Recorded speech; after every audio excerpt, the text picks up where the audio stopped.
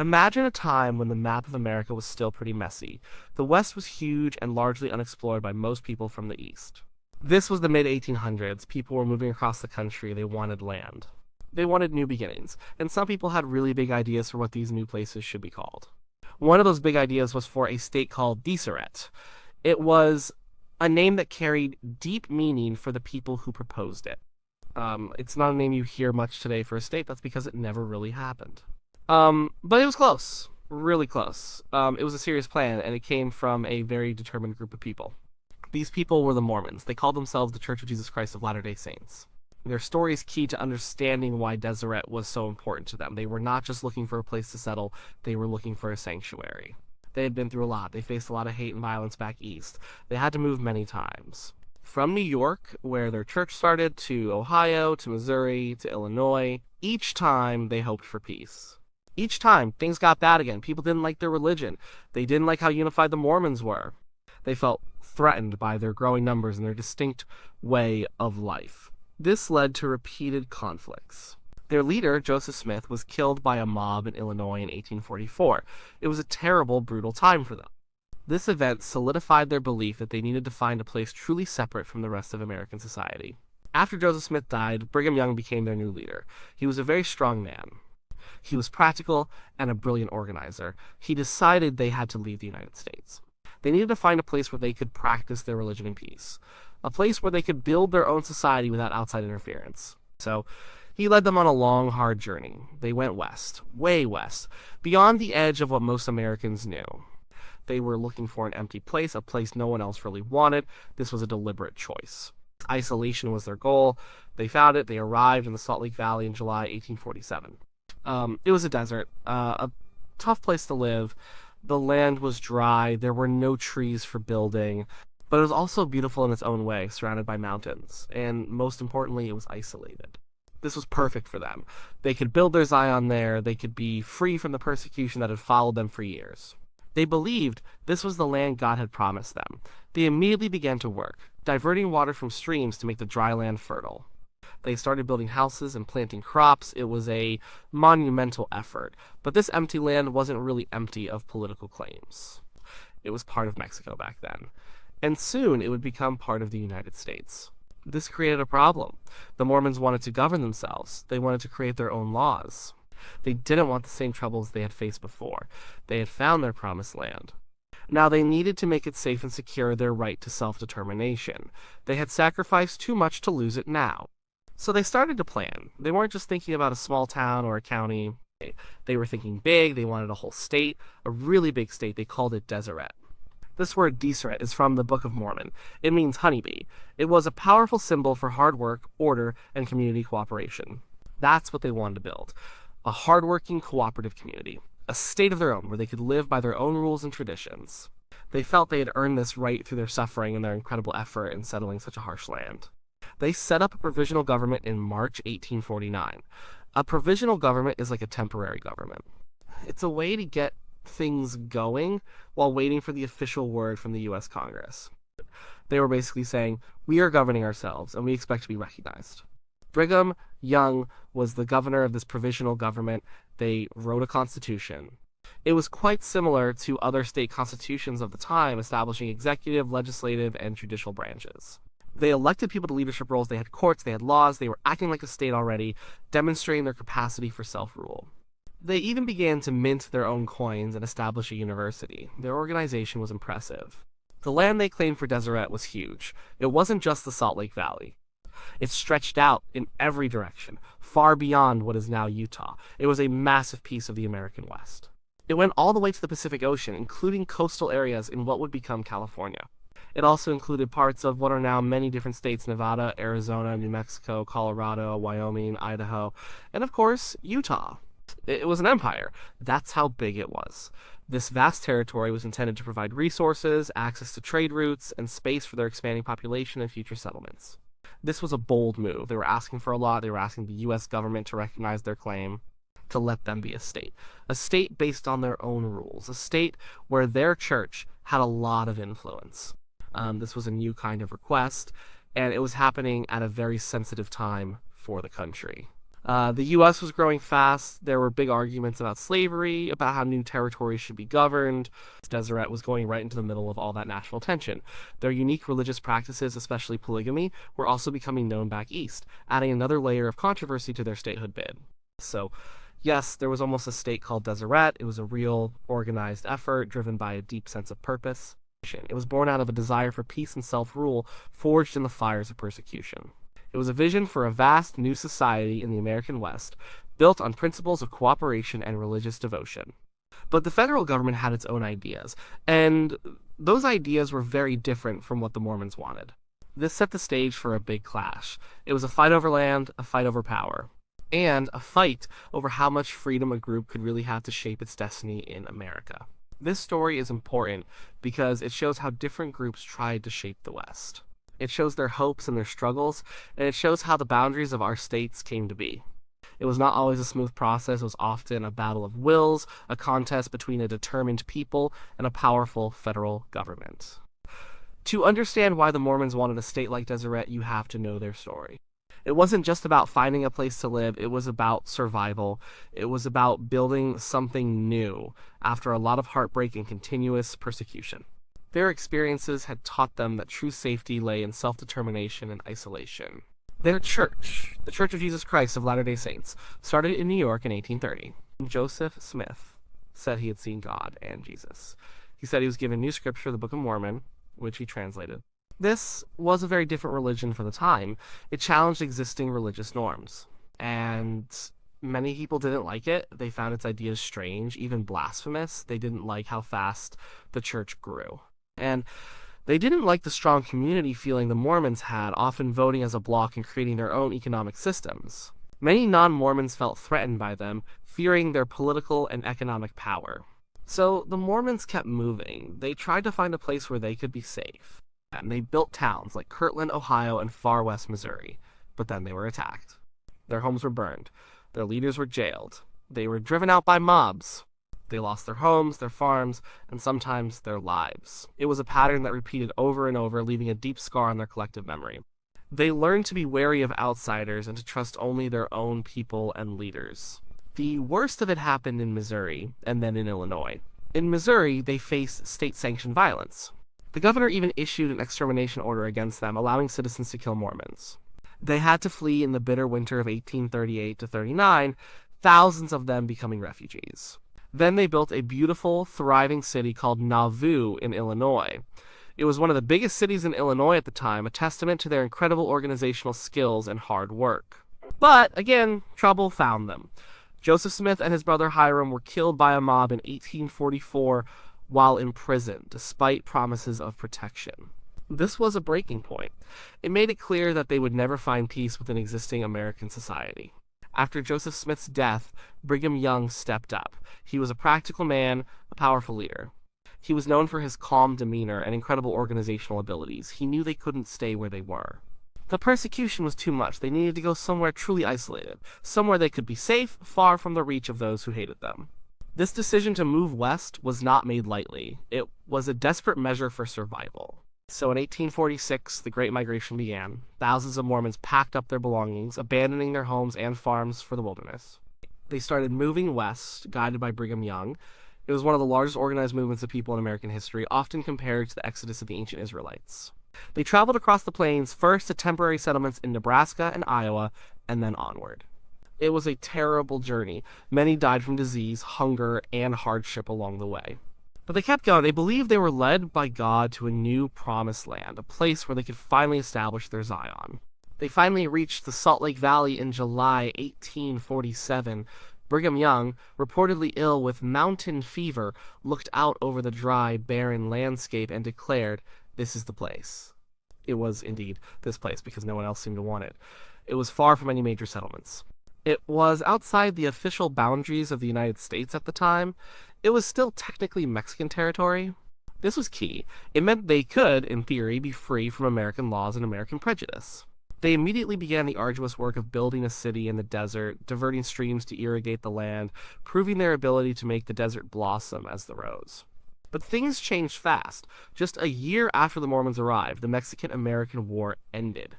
The United States won the war decisively, and in 1848, the Treaty of Guadalupe Hidalgo was signed.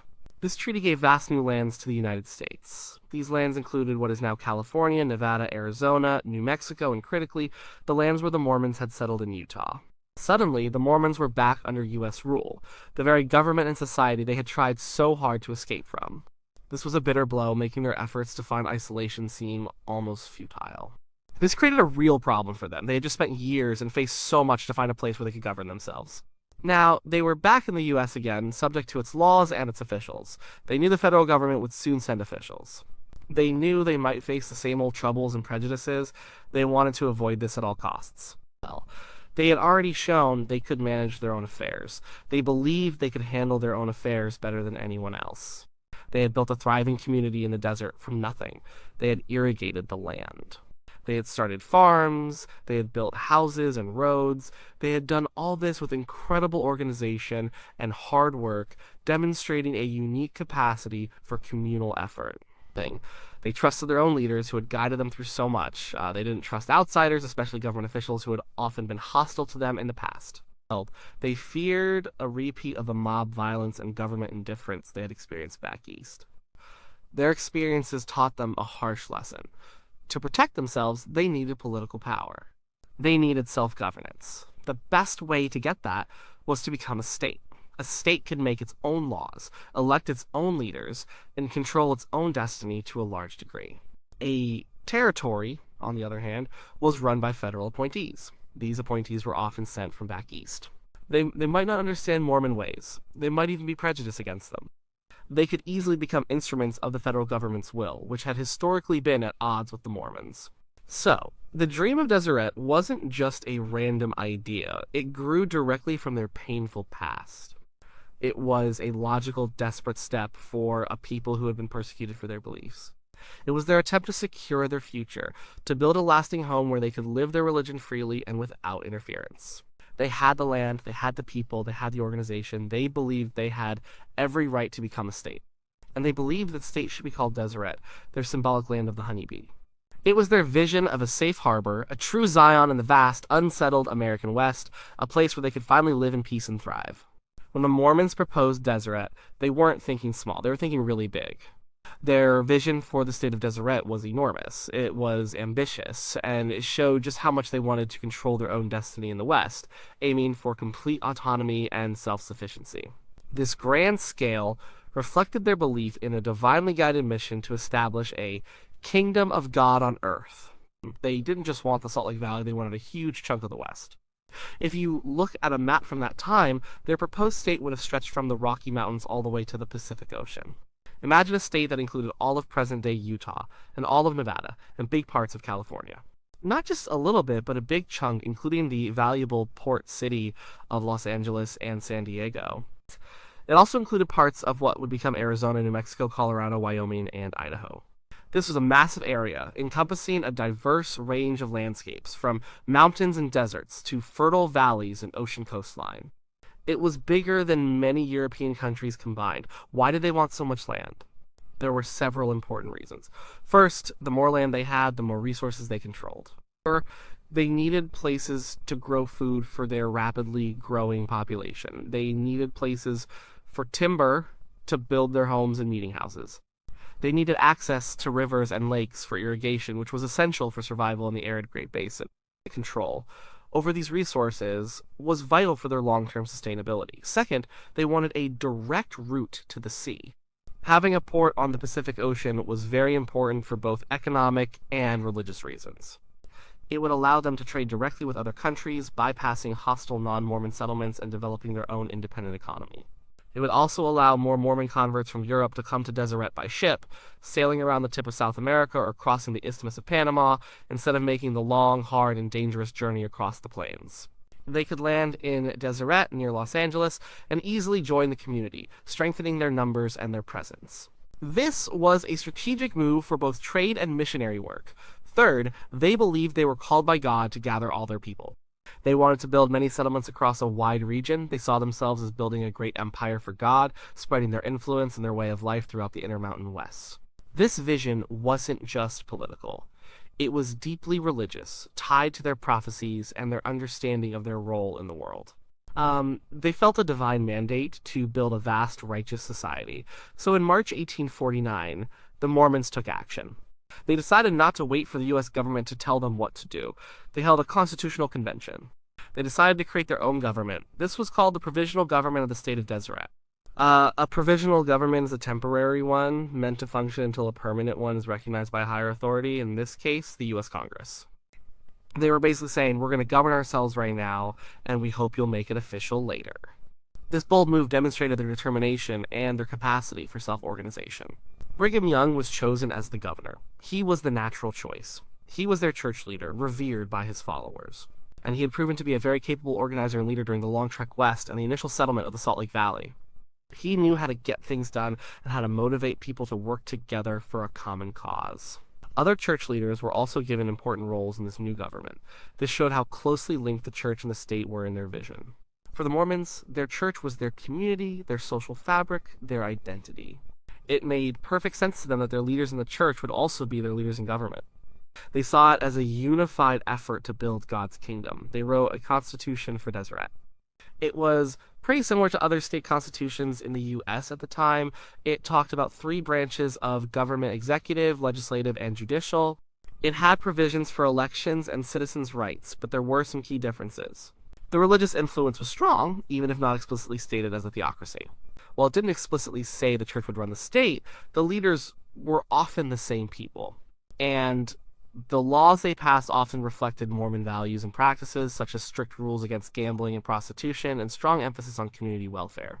This provisional government was very active and effective. They didn't just sit around and wait for Washington. They immediately established courts to administer justice. They started a postal service to connect their scattered settlements.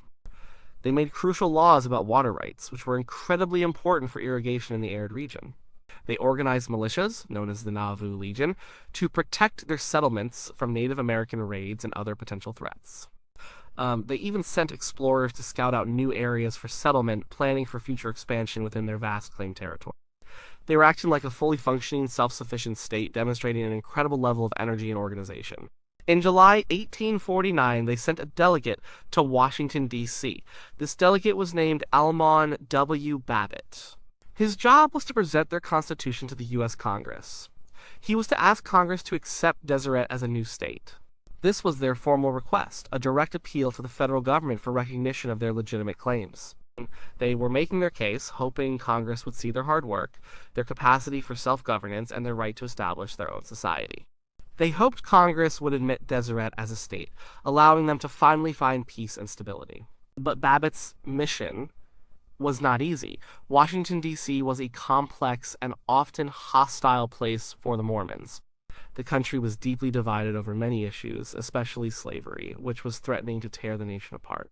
Adding new states was a huge deal, as it upset the delicate balance of power between slave states and free states in Congress. Deseret wasn't directly about slavery, but it was still a new massive state proposal in a time of intense national debate. And the Mormons themselves were a controversial group. Many politicians in D.C. didn't like them. They had heard the stories of their unique practices, such as polygamy, which many found scandalous and morally repugnant. The idea of granting statehood to such a group and giving them control over such a vast area was highly unappealing to many. So, while the Mormons in the West were busy building their dream state, irrigating the desert, and organizing their society, the politicians back east had other ideas and other priorities. They saw the vastness of Deseret as a potential threat. They saw the strong religious influence as undemocratic. They saw the unique practices of the Mormons as un-American. It made them nervous and suspicious. The stage was set for a major showdown between the vision of a self-governing people and the power of the federal government. The Mormons had presented their grand vision. Now, they had to see if the rest of the country would accept it. It was a time of immense hope and profound uncertainty for the people of Deseret. They had done everything they could on their end to establish their state. The ball was now in Washington's court, and its decision would profoundly impact their future. The request for Deseret to become a state didn't go smoothly in Washington, D.C., not at all. It faced immense opposition and ultimately rejection. The U.S. Congress had a lot on its plate during this period known as the antebellum era. The country was growing fast, adding vast new territories from the Mexican-American War. But there was a huge defining argument happening about slavery. Should these new lands be slave states or free states? It was a really tense time, with the threat of national disunion looming large. The idea of a massive new state, especially one run by a group as unique and controversial as the Mormons, was just too much for many politicians to accept or even properly consider amidst these larger national debates. There were a few big problems with Deseret from the federal government's point of view beyond the slavery issue. First, its sheer size. Deseret was enormous, as we've discussed. It was much bigger than any state they had ever admitted to the Union. Giving one group, particularly a religiously distinct one, control over such a huge portion of the West seemed dangerous and unprecedented to some. It seemed like granting too much political and economic power to a single, somewhat insular community. They worried about setting a precedent for other groups making similar large-scale claims. Second, the Mormons were highly controversial. Their practice of polygamy, where a man could have more than one wife, was widely condemned in the rest of the United States.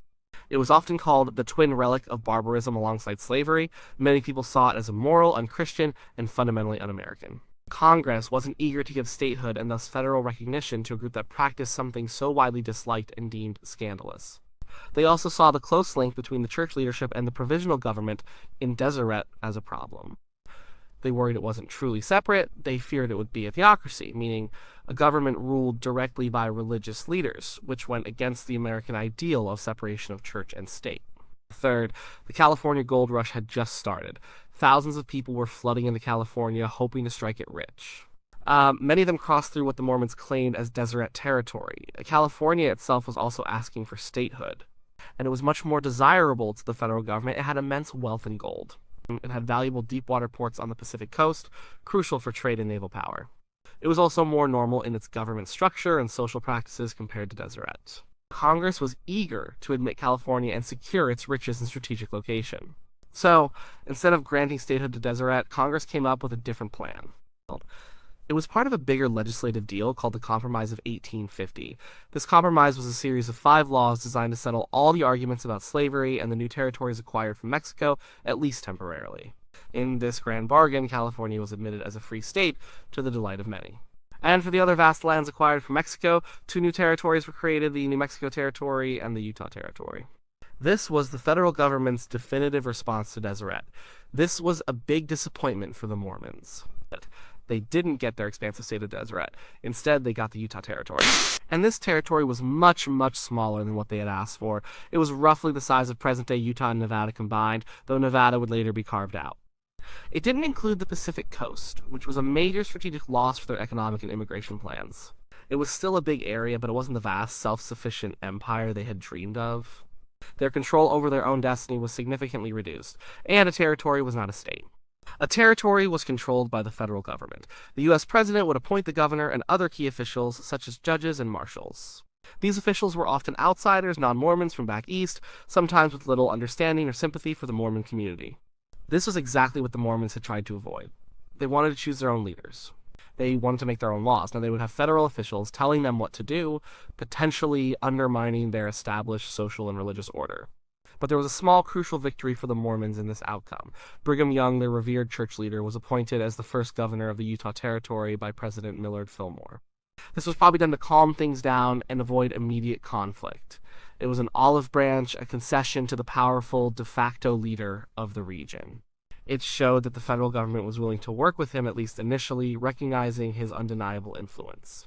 So for a few years, Brigham Young was both the leader of the church and the official governor of the territory, providing a degree of stability and continuity for the Mormon community. This allowed them to retain some measure of internal control. However, the peace didn't last. The appointed federal judges and other non-Mormon officials, often called Gentile officials by the Mormons, soon clashed with Brigham Young and the Mormon community. They didn't understand Mormon practices or their deep communal loyalty. They didn't like the strong influence of the church in all aspects of life. They saw polygamy as illegal and immoral, a direct affront to American values and laws. The Mormons, in turn, saw the federal officials as hostile outsiders trying to undermine their way of life, their religious freedom, and their hard-won autonomy. They were used to self-rule, and they deeply resented the external interference and what they perceived as attempts to destroy their society. The conflicts grew worse, fueled by misunderstanding, prejudice, and a genuine clash of cultures and legal systems. By the late 1850s, things got so bad that it almost turned into a full-scale war. This was called the Utah War, or Mormon War. The federal government, under President James Buchanan, believed the Mormons were rebelling against federal authority. They thought Brigham Young was openly defying federal law, so President Buchanan sent a large army, approximately one-third of the entire U.S. Army, to Utah in 1857 to put down what he saw as an insurrection. It was a massive military expedition, a clear show of federal force. The Mormons, under Brigham Young, prepared to defend themselves fiercely. They didn't want to fight the U.S. Army, but they were ready to resist any attempt to destroy their community. They knew the terrain, they harassed the approaching army, burning their supply wagons and scattering their livestock. They also famously burned their own settlements as they retreated, preparing for a scorched earth defense if the army advanced on Salt Lake City. It was a very tense standoff, with both sides on the brink of widespread bloodshed. Miraculously, a full-scale war was avoided through intense negotiations, largely brokered by Thomas L. Kane, a non-Mormon friend of the church. A new non-Mormon governor, Alfred Cumming, was appointed. The army eventually marched through Salt Lake City, but without firing a shot, and established a base further south. Brigham Young stepped down as territorial governor. The dream of an independent, expansive Deseret was clearly dead after this. The federal government had asserted its control in no uncertain terms. The Mormons had to accept that they were part of the United States and subject to its laws and its ultimate authority. They would not get their own vast theocratic state. They would have to live under federal authority even if they disagreed with it and deeply resented it. This period was incredibly difficult and traumatic for them. It solidified their feeling of being a distinct people, a people under siege. It showed them the limits of their autonomy within the U.S. system, and it forced them to adapt to being a territory rather than the state they had longed for, setting the stage for decades of further conflict over their unique practices. The grand vision of Deseret was cut short, replaced by the harsh realities of federal power and territorial governance, but its spirit of self-reliance and community would continue. Even though the state of Deseret never happened, the idea of it left a big mark. It shaped Utah in fundamental ways. It profoundly shaped the Mormon people and their identity. And in a broader sense, it influenced how the American West was settled and governed.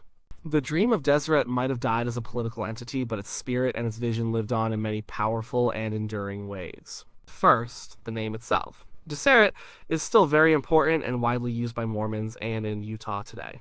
You see it everywhere in the state. There's the Deseret News newspaper, which is still a major publication. There's Deseret Book, a prominent bookstore chain. Deseret Industries is a well-known thrift store and charitable organization. There are Deseret credit unions and countless businesses using the name. It's not just a name, it's a symbol. It reminds them of their history, their ancestors' incredible hard work, and their core community values of cooperation and industry, just like the honeybee that the word symbolizes. It serves as a constant reminder of their founding vision and their unique heritage. Second, the desire for self-governance didn't go away. Even after they became the Utah Territory and faced federal control, the Mormons kept trying to run things their way as much as possible. They elected their own people to local offices. They maintained their strong community ties and informal systems of governance. They continued to try to influence how the territory was governed, often clashing with the appointed federal officials. They fiercely defended their right to manage their own affairs. And critically, they kept applying for statehood for Utah over and over again for decades. Each time, they were rejected by Congress, usually because of the ongoing controversy surrounding polygamy, which the federal government saw as a direct challenge to its authority. It took until 1890 for the Church of Jesus Christ of Latter-day Saints to officially abandon the practice of polygamy in the Manifesto, and then until 1896, long after that, for Utah to finally become a state. That was a long, hard, and often bitter fight for self-rule, spanning almost 50 years from the original Deseret proposal. It was the direct, undeniable legacy of the Deseret dream and the deep-seated desire for autonomy it represented. Third, the Mormon settlement patterns and colonization efforts continued. Even though they didn't get their giant state, they still spread out and settled a lot of the Intermountain West. Brigham Young, despite no longer being territorial governor, continued to direct groups of people to start settlements in what are now parts of Nevada, Arizona, Idaho, and Wyoming. These were all areas that were originally part of the ambitious Deseret claim. They established hundreds of towns and farms in these arid regions, bringing irrigation techniques and communal organization to make them productive.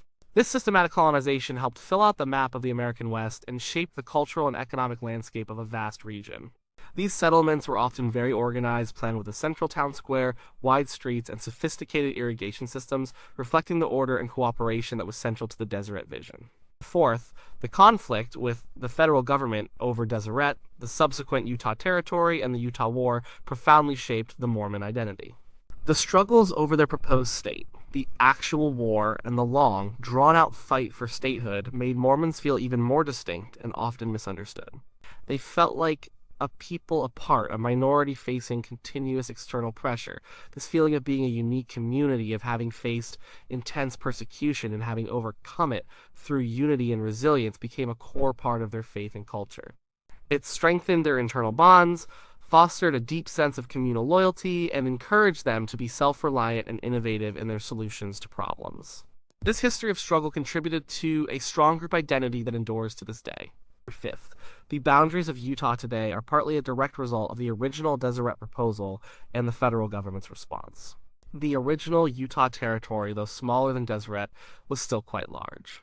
Over time, parts of it were carved away to form other states and territories. Nevada, for example, was mostly created from the western part of the Utah Territory. Parts also became Wyoming and Colorado, but the core territory, centered around Salt Lake City, remained. The early Mormons established the capital in Salt Lake City. They built the initial infrastructure, laid out the street grids, constructed the temples and public buildings, and, most importantly, developed the crucial irrigation systems that made agriculture possible in the desert. They laid the physical, cultural, and political foundation for the state we know today. The story of Deseret tells us a lot about American history, too. It shows that the settlement of the West wasn't just about individual pioneers striking out on their own. It was also about organized groups with big plans, communal efforts, and strong leadership. It highlights the inherent tension between federal power and local autonomy, especially when local practices challenge national norms. It shows how the quest for religious freedom and the exercise of unique social practices sometimes clashed violently with mainstream American values and the authority of the central government. The federal government, still forming its identity after the Civil War, was eager to assert its sovereignty over all its territories and ensure a unified national culture. It's easy to look back now, more than a century and a half later, and think of Deseret as just a weird, failed idea, a footnote in history.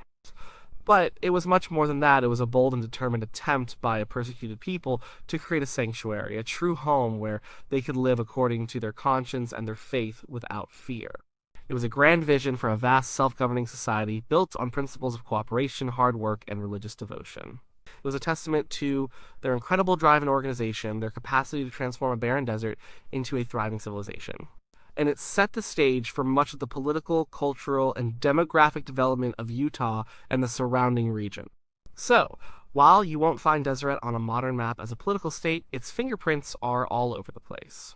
In the names of businesses, in the strong community spirit of Utah, and the historical memory and collective identity of the Mormon people, and in the very shape of the states in the American West. It was a dream that almost came true, a powerful what-if in American history, and even in its failure to achieve statehood, it had a profound and lasting impact. It reminds us that history is often made not just by what succeeds, but also by the powerful dreams, the fierce struggles, and the grand visions that almost did. The idea of Deseret, the honeybee state, tells a rich and complex story of faith, struggle, survival, and the shaping of a nation.